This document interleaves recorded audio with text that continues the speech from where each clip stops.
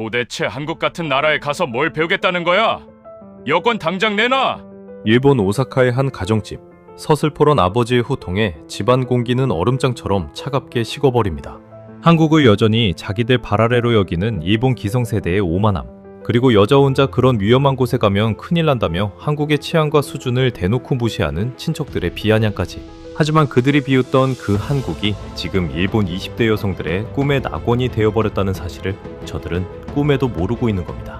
작년 한 해에만 무려 10만 명의 일본 청년들이 일본 열도를 뒤로하고 한국행 비행기에 몸을 실었습니다. 특히 일본인들이 입을 모아 경악하는 곳은 다름 아닌 한국의 아파트 단지입니다.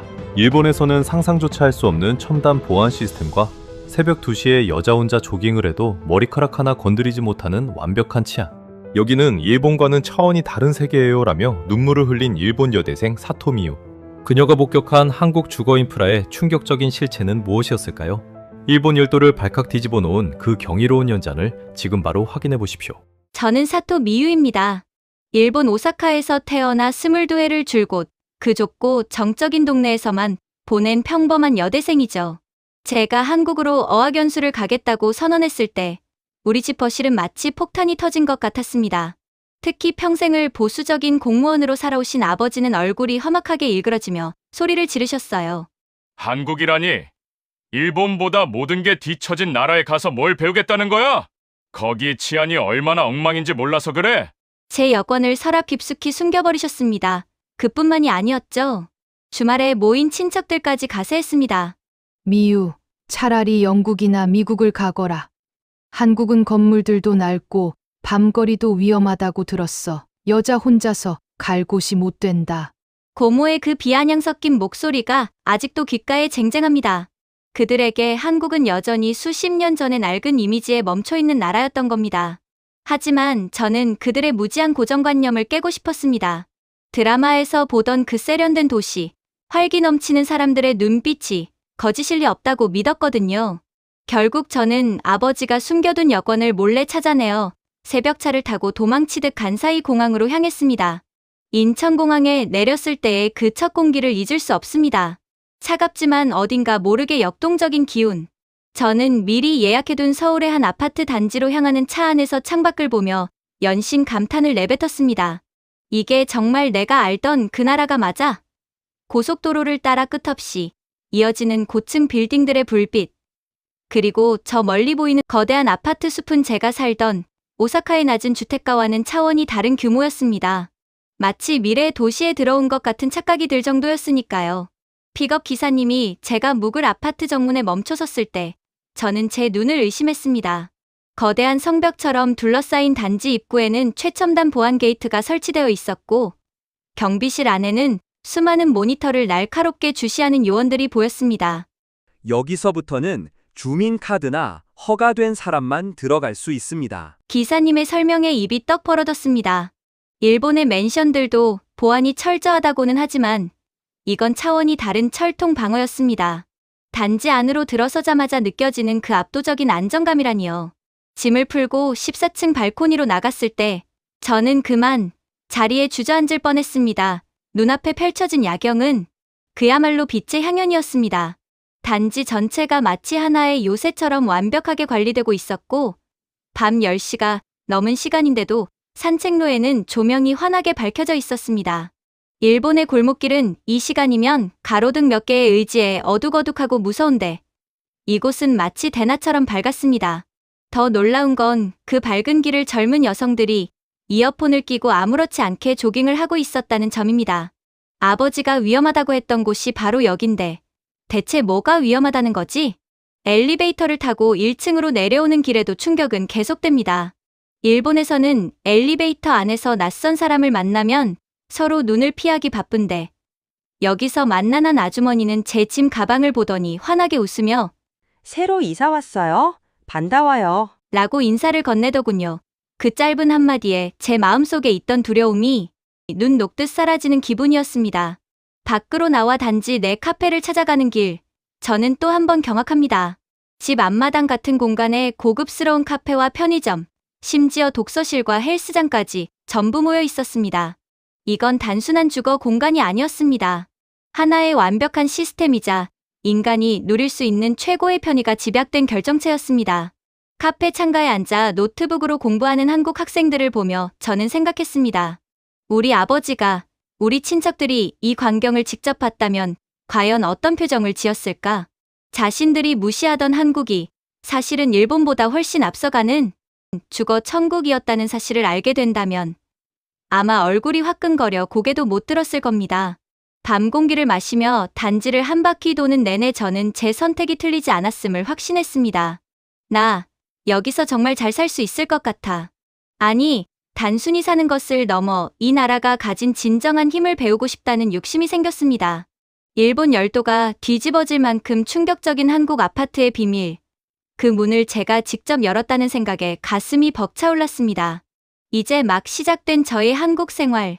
이 거대한 요새 같은 아파트 단지 안에서 어떤 일들이 저를 기다리고 있을까요? 저는 들뜬 마음으로 다시 집으로 향하는 보안 카드를 꺼내 들었습니다. 방에 돌아와 짐을 정리하면서도 창밖의 야경에서 눈을 뗄 수가 없습니다. 일본 오사카의 집은 밤 9시만 되어도 골목 전체가 적막에 잠기고 가끔 지나가는 취객의 발소리에도 가슴이 철렁 내려앉곤 했습니다. 하지만 이곳은 다릅니다. 창문을 열자 들려오는 소리는 공포가 아니라 활기입니다. 아이들의 웃음소리, 연인들의 낮은 대화, 그리고 밤늦게 운동하는 사람들의 활기찬 발걸음 소리가 14층 제 방까지 기분 좋게 울려 퍼집니다. 정말 일본이랑은 달라도 너무 다르네. 저는 홀린 듯이 다시 단지 안으로 내려갔습니다. 밤 11시가 다 된 시간, 일본이라면 상상도 못할 풍경이 제 눈앞에 펼쳐집니다. 가장 먼저 저를 놀라게 한 건 단지 내 곳곳에 설치된 CCTV와 조명 시스템이었습니다. 사각지대라고는 찾아볼 수 없을 만큼 촘촘하게 배치된 카메라들이 마치 수호신처럼 주민들을 지켜보고 있더군요. 게다가 조명은 또 얼마나 밝은지 마치 낮이 연장된 것 같은 착각마저 듭니다. 한국 아파트의 보안은 단순히 문만 잘 잠그는 것이 아니라 주민이 단지 어디를 걸어도 누군가 나를 지켜주고 있다는 심리적 안정감을 주는 완벽한 설계였습니다. 다음 날 아침, 저는 더 큰 충격을 받게 됩니다. 어학원 갈 준비를 마치고 문을 열었을 때 복도에는 이미 여러 개의 택배 상자가 놓여 있었습니다. 일본에서는 택배 하나를 받으려고 해도 부재 중이면 재배달 신청을 하고 기사님과 시간을 맞춰야 하는 번거로움이 일상입니다. 문 앞에 물건을 두는 건 도둑 맞을까봐 꿈도 못 꿀 일이죠. 그런데 이곳은 다릅니다. 이웃집 문 앞에는 비싸 보이는 전자기기 상자부터 신선식품까지 수북하게 쌓여 있는데도 지나가는 누구 하나 눈길조차 주지 않습니다. 이게 정말 가능하다고? 누가 들고 가면 어떡해? 저는 제 눈을 의심하며 엘리베이터를 탔습니다. 그때 어제 만났던 그 김은서 씨를 다시 마주쳤습니다. 그녀는 제 당혹스러운 표정을 보더니 웃으며 말하더군요. 미우 씨, 걱정 마세요. 여기는 한국이잖아요. 아파트 보안팀이 24시간 감시하고 있고 무엇보다 남의 물건에 손대면 금방 잡힌다는 걸 다들 알거든요. 이건 우리한테 아주 당연한 일상이에요. 당연한 일상이라니요. 일본 열도가 들으면 자지러질 소리입니다. 한국인들에게는 공기처럼 당연한 이 취향과 신뢰가 외국인인 저에게는 경이로움 그 자체였습니다. 저는 은서 씨를 따라 단지 내 커뮤니티 센터로 향했습니다. 거기서 본 광경은 제 인생의 가치관을 송두리째 바꿔놓았습니다. 일본의 낡은 맨션에는 기껏해야 작은 로비가 전부지만 한국의 아파트 단지는 그 자체가 하나의 거대한 지성체였습니다. 고급 호텔 못지않은 인테리어의 스터디 카페에는 학생들이 태블릿을 놓고 공부에 열중하고 있었고 통창 너머로 정원이 보이는 헬스장에는 어르신들이 활기차게 운동하고 계셨습니다. 이 모든 시설이 단지 주민이라는 이유만으로 저렴하거나 무료로 이용 가능하다는 사실에 저는 할 말을 잃었습니다. 아버지가 말씀하신 뒤처진 나라는 대체 어디에 있는 걸까? 아버지가 그토록 자랑스러워하던 일본의 시스템이 한순간에 초라하게 느껴지는 순간이었습니다. 어학원에서 돌아오는 길, 저는 일부러 단지 외곽을 따라 걸어보았습니다. 단지 울타리를 따라 조성된 산책로는 외부와 단절된 요새 같으면서도 동시에 주변 지역과 조화를 이루는 아름다운 공원이었습니다. 아이들이 안전하게 뛰어놀 수 있는 우레탄 바닥의 놀이터, 입주민들만 이용할 수 있는 조용한 정원. 이곳에 사는 아이들은 태어날 때부터 이런 무결점, 인프라를 누리며 자란다는 사실이 부러움을 넘어 경이로웠습니다. 특히 저를 감동시킨 건 한국인들의 정이 녹아있는 보안 문화였습니다. 공동 현관을 들어설 때 뒤에 오는 사람을 위해 문을 잡아주는 건 기본이고, 엘리베이터에서 만나면 가벼운 목례라도 나누는 모습이 일본의 차가운 개인주의와는 사뭇 달랐습니다. 보안 시스템이 물리적인 방패라면 사람들의 따뜻한 시선은 보이지 않는 그물망처럼 서로를 보호하고 있었습니다. 어느 날 저녁, 저는 배가 고파 단지 내 편의점으로 향했습니다. 밤 12시가 넘은 시간이었죠. 일본 오사카였다면 부모님이 당장 전화를 걸어 미쳤냐, 이 시간에 어딜 나가냐, 며 난리를 치셨을 겁니다. 하지만 이곳에선 혼자 걷는 게 전혀 두렵지 않았습니다. 밝은 가로등 아래로 강아지를 산책시키는 아저씨와 웃으며 대화하는 여학생들의 모습이 보였습니다. 저는 편의점에서 간단한 간식을 사들고 벤치에 앉았습니다. 저 멀리 보이는 아파트 동들의 불빛이 마치 거대한 성벽의 횃불처럼 든든하게 느껴졌습니다. 이곳은 세상에서 가장 안전한 요새이자 가장 따뜻한 보금자리였습니다. 일본의 친구들에게 단지 사진을 찍어 보내자 즉각 반응이 왔습니다. 미유, 너 호텔에 있는 거야? 아파트라고? 말도 안 돼. 일본엔 이런 곳 없어. 친구들의 경악 섞인 메시지를 읽으며 저는 묘한 승리감마저 느꼈습니다. 맞습니다. 한국은 일본이 감히 흉내조차 낼 수 없는 주거 문화를 만들어냈습니다. 기술의 정점과 사람의 온기가 결합한 이 완벽한 공간에서 저는 난생 처음으로 불안이라는 단어를 잊고 깊은 잠에 들 수 있었습니다. 아버지가 숨겼던 건 제 여권이 아니라 어쩌면 제가 누려야 했던 이 찬란한 세상이었을지도 모른다는 생각이 듭니다.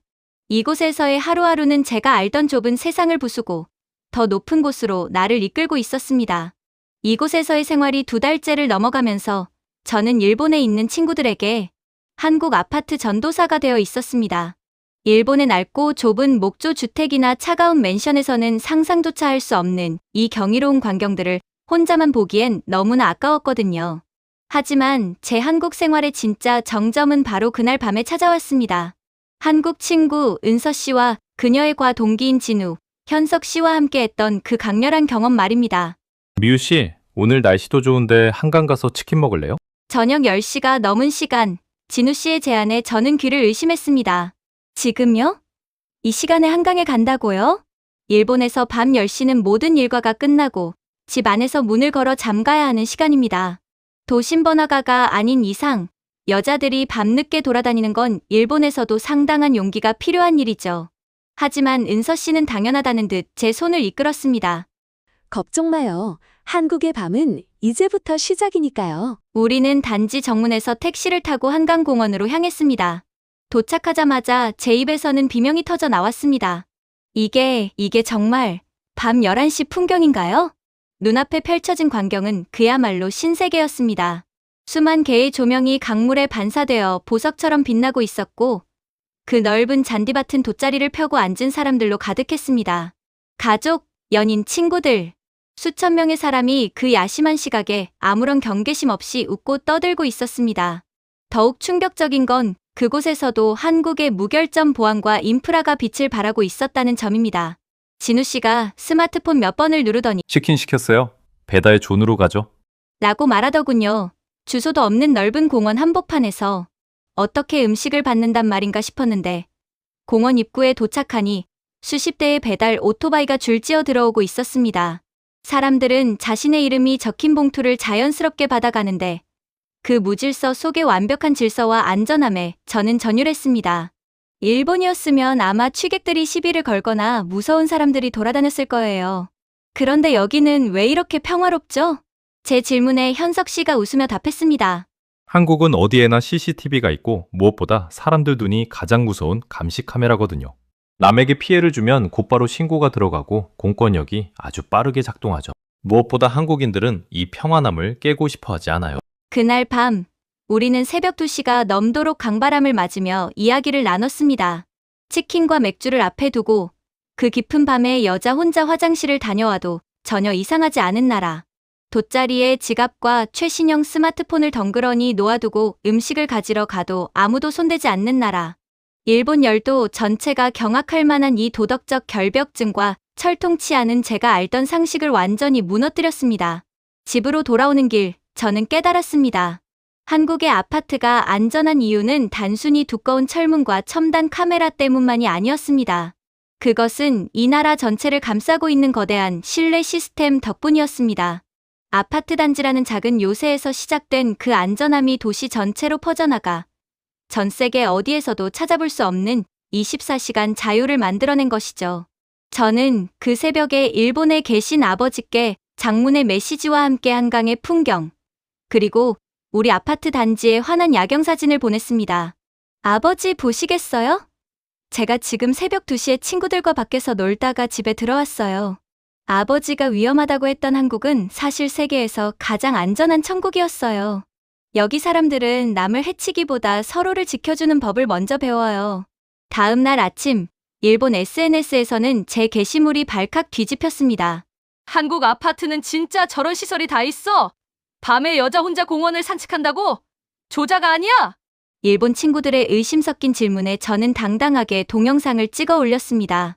아파트 복도에 놓인 택배 상자들, 밤늦게 운동하는 주민들, 그리고 단지 내 카페에서 평온하게 책을 읽는 여학생들의 모습까지 그 영상은 삽시간에 일본 20대 여성들 사이로 퍼져나갔고 댓글창은 나도 한국으로 가고 싶다.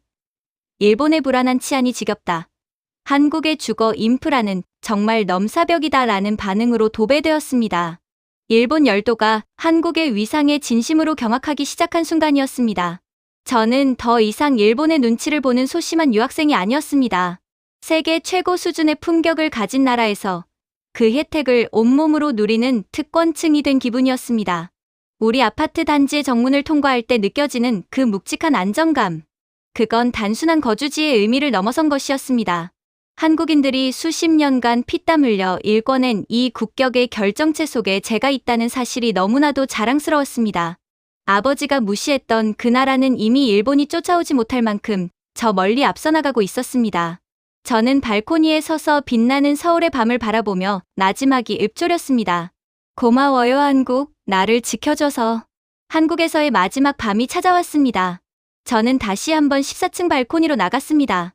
석 달 전, 차가운 3월 바람을 맞으며 이 자리에 서서 과연 내가 여기서 살아남을 수 있을까? 라며 두려움에 떨던 제 모습은 이제 온데간데 없습니다. 가방 안에는 어학원 수료증보다 훨씬 더 묵직하고 값진 것들이 가득 채워져 있습니다. 어떤 낯선 환경에서도 나 자신을 믿고 나아갈 수 있다는 단단한 자신감, 그리고 타인을 조건 없이 신뢰하며 함께 어우러지는 법을 배운 뜨거운 심장 말입니다. 그때 책상 위에 두었던 휴대폰이 요란하게 진동했습니다. 일본에서 온 영상통화였습니다. 화면 속에는 제가 한국으로 떠날 때 여권을 빼앗으며 호통을 치던 아버지가 앉아 계셨습니다. 평생을 보수적인 공무원으로 살아오며 자신의 가치관이 곧 법이라 믿으셨던 분이었죠. 그런데 오늘따라 아버지의 표정이 예전과 사뭇 달랐습니다. 굳게 닫혀있던 입술이 파르르 떨리더니 아버지가 먼저 입을 떼셨습니다. 미유야, 내가 매일같이 보내준 그 영상들과 사진들, 고모네 식구들과 다 같이 모여서 몇 번이고 돌려봤다. 아버지는 잠시 말을 고르시느라 창밖으로 시선을 돌리셨습니다. 그러더니 쉰 목소리로 하지만 아주 또렷하게 덧붙이셨습니다. 내가 완전히 틀렸더구나. 한국은 내가 알던 그런 나라가 아니었어. 영상 속의 그 밝은 거리, 완벽한 아파트 단지, 그리고 무엇보다 내 눈빛이 이렇게나 생생하고 밝아진 걸 보니 그곳이 얼마나 품격 있고 안전한 나라인지 이제야 알 것 같다. 아비가 미안하구나. 그 한마디에 둑이 터진 듯 참았던 눈물이 쏟아져 나왔습니다. 무시와 편견으로 가득했던 아버지의 고집마저 꺾어버린 건 제 말재주가 아니었습니다. 바로 한국이라는 나라가 지난 수십 년간 일궈낸 압도적인 실체와 품격이었습니다.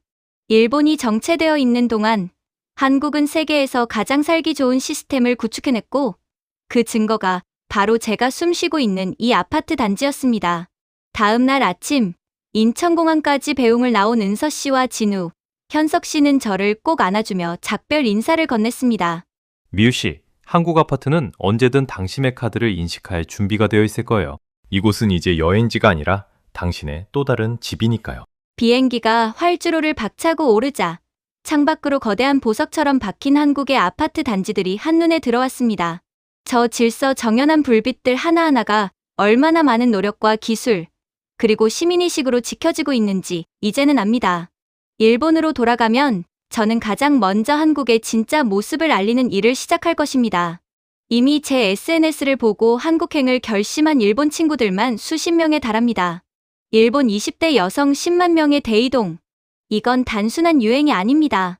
불안과 낡은 관습에 지친 일본 청년들이 가장 현대적이면서도 인간적인 정이 살아있는 한국의 주거 문화의 구원을 요청하고 있는 것입니다. 저는 이제 일본 오사카로 돌아갑니다. 하지만 이건 작별이 아니라 새로운 시작입니다. 내년에 교환학생으로 다시 돌아올 때 저는 더 당당한 모습으로 이 무결점 천국의 문을 열 것입니다. 저를 변화시키고 우리 가족의 편견을 박살냈으며 일본 열도를 경악게 한 위대한 나라 대한민국. 그 찬란한 불빛들을 심장 깊숙이 새긴 채 저는 이제 일본 열도에 한국의 위상을 전파하는 전령사가 되어 돌아갑니다. 고마웠습니다. 나의 두 번째 고향 한국. 다시 만날 때까지 이 눈부신 평화를 꼭 지켜주세요. 오늘 들려드린 사토 미유 씨의 사연, 여러분은 어떻게 들으셨나요? 사실 우리에게는 너무나 익숙하고 당연한 이 아파트 단지의 풍경이 누군가에게는 인생을 바꿀 만큼 강렬한 동경의 대상이 된다는 사실이 참으로 가슴 벅차게 다가옵니다. 특히 일본의 기성세대가 가졌던 낡은 편견을 실력과 인프라로 당당히 깨부순 미유 씨의 모습에서 묘한 카타르시스마저 느껴지는데요. 돌이켜보면 이 모든 것은 결코 거저 얻어진 것이 아닙니다. 전쟁의 폐허 위에서 우리 자식들에게는 절대 가난과 불안을 물려주지 않겠다며 밤낮 없이 땀 흘려 이 나라를 일구신 어르신들의 헌신이 있었기에 가능했던 일입니다.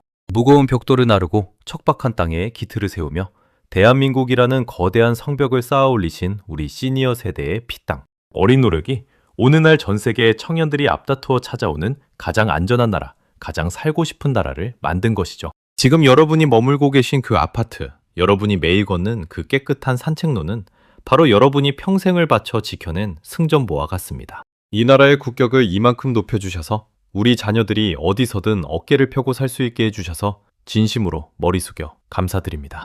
오늘 사연이 우리 대한민국에 대한 자부심을 깨워주었다면 구독과 좋아요로 그 마음을 표현해주세요.